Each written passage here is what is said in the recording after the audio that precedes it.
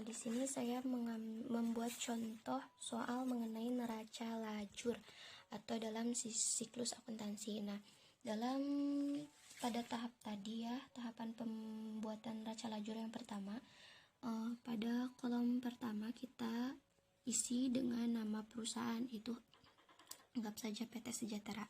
Yang kedua judul, yaitu neraca lajur, dan yang ketiga periode pencatatan, yaitu periode Desember 2019. Di sini saya mengambil format neraca lajur 10 kolom, di mana di sini kan ada 5 akun ya, neraca saldo, jurnal penyesuaian, NSSJP itu neraca saldo setelah jurnal penyesuaian, laba rugi, dan neraca, di mana setiap kolomnya yaitu di mana setiap akun terdapat 2 kolom, yaitu antara sisi debit dan kredit. Jadi debit dan kredit 2 dikali tadi 5 akun, jadi 10 kolom. Nah, di situ bisa disebut dengan format neraca lajur 10 kolom. Kemudian di sini saya sudah membuat contoh soalnya. Dianggap neraca saldonya sudah ada, ini balance. Dan untuk mengisi jurnal penyesuaian, saya sudah membuat contoh soal dan sudah diisi ya. Ini contoh soalnya untuk mengisi jurnal penyesuaian, dan ini bentuk bentuk penganalisisannya untuk mengisi jurnal penyesuaian dan diisi di bawah sini. Kemudian jika setelah jumlah ya, jika dicari untuk jurnal penyesuaian tidak ada nama akunnya, kita bisa menambahkan sewaktu-waktu nama akun di sini jika itu diperlukan. Nah, di sini sudah saya pindahkan semua ke sini ya, sesuai dengan di antara yang transaksi tadi, debit disimpan di debit, kredit disimpan di kredit. Nah, di sini hasilnya balance 4.700. Kemudian neraca saldo kemudian ini jurnal neraca saldo setelah jurnal penyesuaian. Ini diisinya dari kolom neraca saldo dan jurnal penyesuaian dipindahkan ke sini sesuai dengan kolom yang ada. Seperti ini debit, pindahkannya menjadi debit kembali.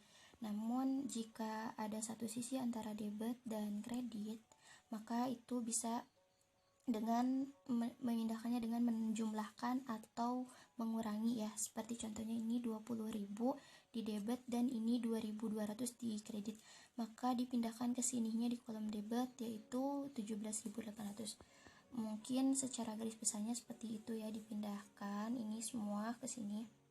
Jadi hasilnya ini balance 162.500, 162.500.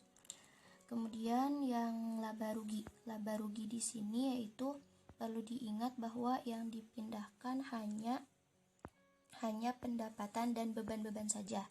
Jadi yang dipindahkan ke sini dari sebelah sini ya, dari neraca saldo, yaitu hanya pendapatan dan beban-beban saja. Seperti contohnya ini pendapatan jasa, dipindahkan di kolom debit pendapatan jasa 30.000.